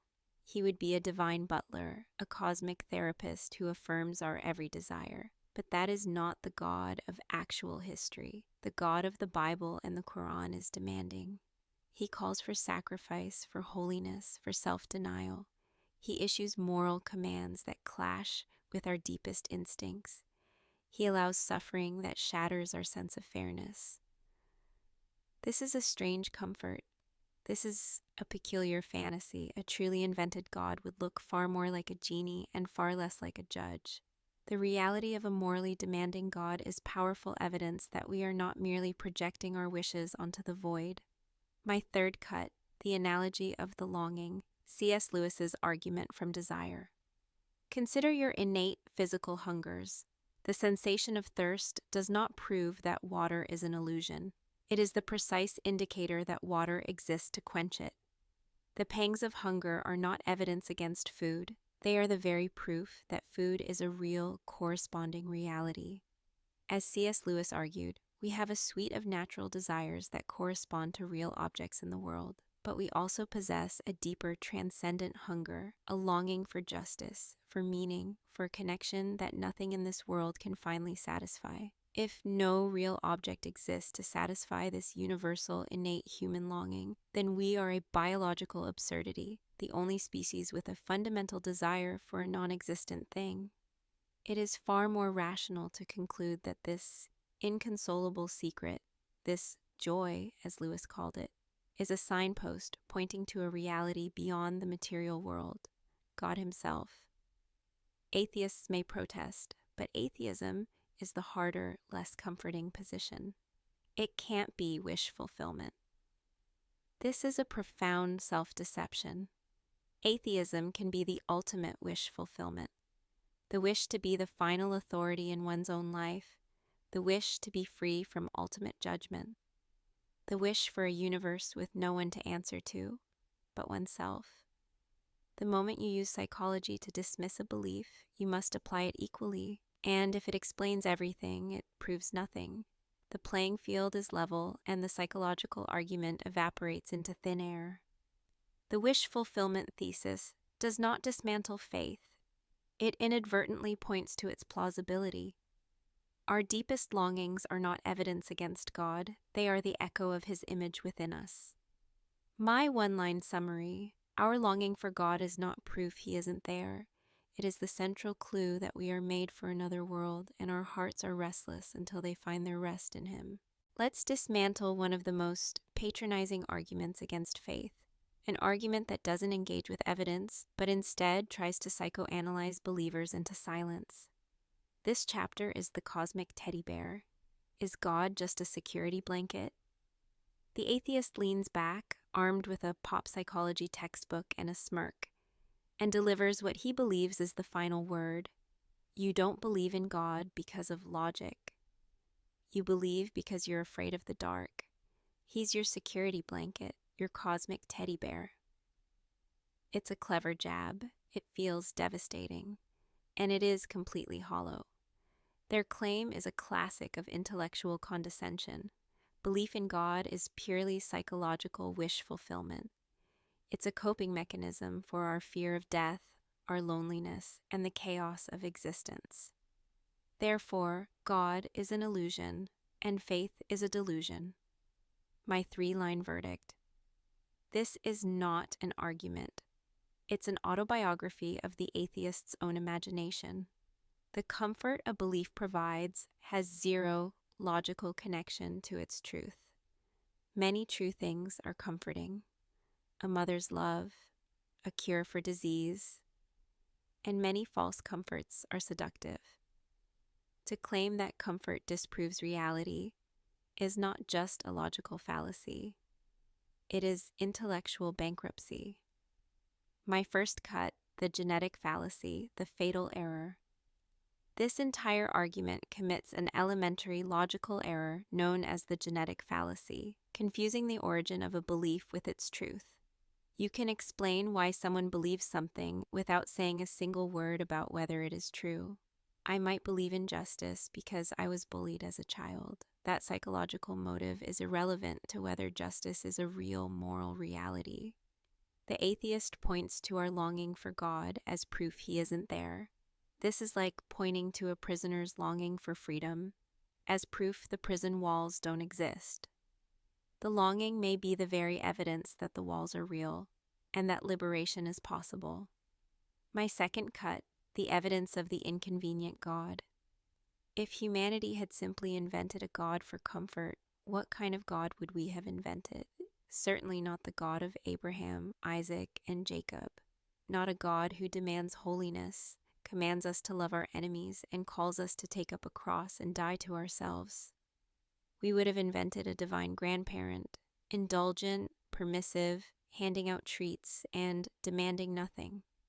The God of the Bible is profoundly, often uncomfortably, other. His character consistently shatters our sentimental projections. The reality of a demanding God is a fatal blow to the idea that He is merely a product of our wish fulfillment. My third cut: the argument from desire, the signpost of the soul. We have innate natural desires that correspond to real things. Hunger corresponds to food, thirst corresponds to water, fatigue corresponds to sleep. So, what does the deepest, most universal human desire, the inconsolable longing for meaning, for justice, for transcendence, correspond to?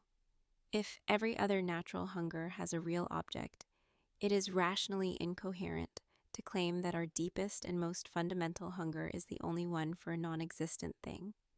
This longing is not proof of illusion. It is the signature of our design. It is a homing beacon, and a beacon implies a home. Atheists may counter, but people believe comforting lies all the time, and people also believe uncomfortable truths. The psychological state of the believer is irrelevant.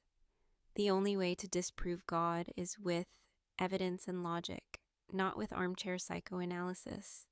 Furthermore, atheism itself can be the ultimate wish fulfillment, the wish to be autonomous, unaccountable, and the final authority in one's own life. The moment you use psychology to dismiss a belief, you must apply it equally. And when you do, the entire wish fulfillment argument collapses into a puddle of subjective bias, proving absolutely nothing. The desire for God does not disprove him. It is the central piece of anthropological data that his existence makes sense of. We are haunted by joy, pierced by a beauty we cannot explain, and restless for a home we have never seen. These are not the symptoms of a delusion, they are the clues to the greatest reality. My one-line summary: the atheist mistakes the echo for the absence. Our longing for God is not the cry of a brain fooling itself. It is the call of a heart that has heard the music of its composer and yearns for the full symphony. Let's tackle an argument that sounds like a knockout punch in a dorm room debate, but collapses under the slightest intellectual pressure. This chapter is the geography of belief. Is your God just an accident of birth? The atheist throws up their hands with a performative shrug. Come on, let's be real. If you were born to a Jewish mother in Tel Aviv, you'd be Jewish. If you were born to a Muslim family in Saudi Arabia, you'd be Muslim. If you were born into a Hindu home in India, you'd be Hindu. And if you were born in secular Stockholm to atheist parents, you'd likely believe in no God at all. Your belief isn't about truth, it's just your address, it's your culture's programming. The charge is designed to feel unanswerable. It reduces the profound quest for truth to a mere zip code. Their claim is a sociological sleight of hand. Religious belief is not chosen. It is inherited through cultural indoctrination.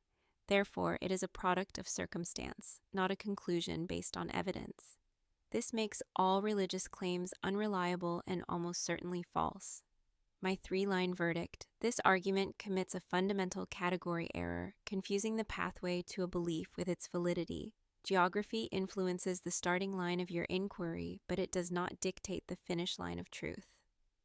To claim that cultural transmission disproves a belief is to logically dismantle every single worldview, including atheism itself. My first cut, the boomerang: this argument devours itself. The moment you claim that a belief is false because it's culturally inherited, you must apply that standard universally. And when you do, the entire objection self-destructs. You were likely indoctrinated into believing that the scientific method is reliable. You were indoctrinated into believing that human rights are real. You were taught the language you think in. Most importantly, modern atheism is overwhelmingly a phenomenon of secular, post-Christian Western cultures. By the atheist's own logic, their disbelief is just as much a product of their cultural programming as a Baptist's faith is in the American South. If their argument works, it proves too much, rendering all thought, including their own, culturally relative and untrustworthy. My second cut: the evidence of the seeking soul. If indoctrination were an inescapable prison, the religious landscape of the world would be static. But it is a seething, dynamic marketplace of ideas.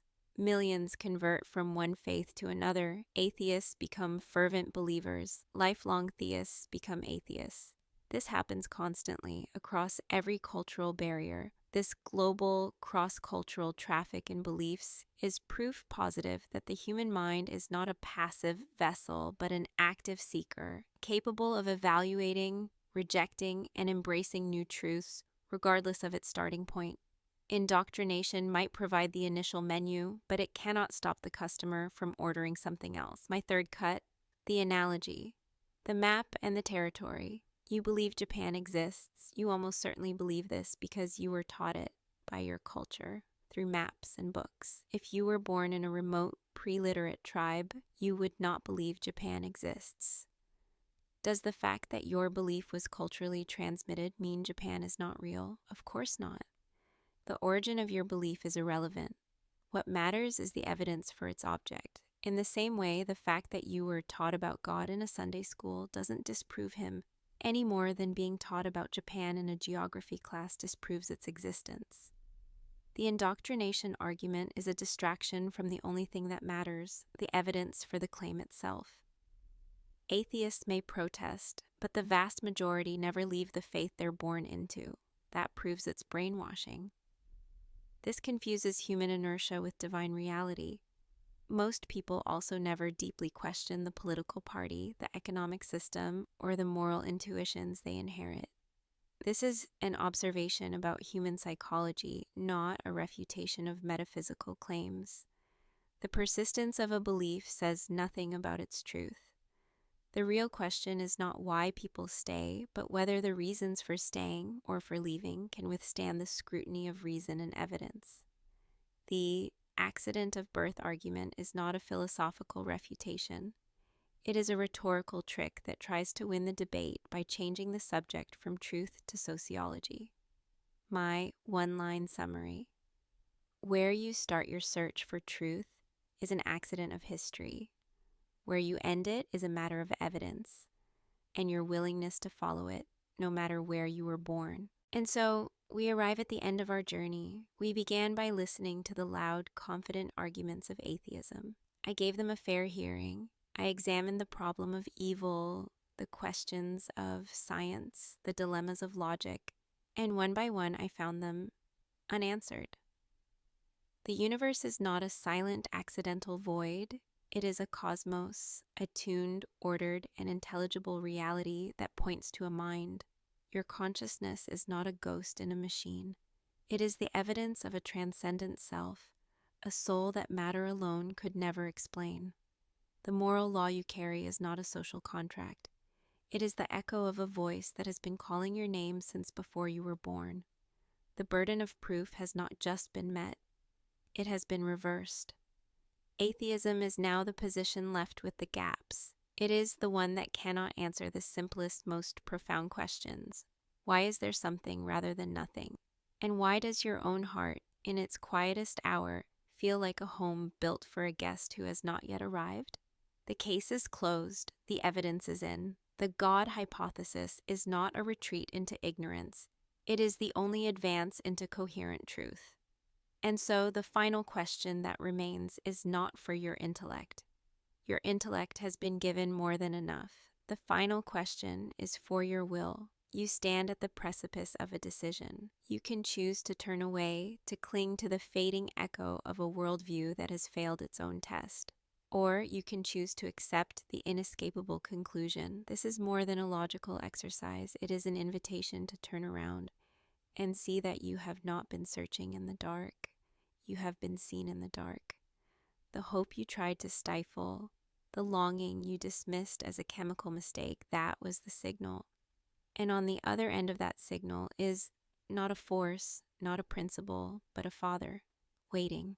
This is an invitation to come home, not to a concept, but to a relationship with the necessary, personal, and loving source who thought you into being, who knows the number of hairs on your head, and who has waited for this single moment, your choice, for all of eternity. The arguments are made.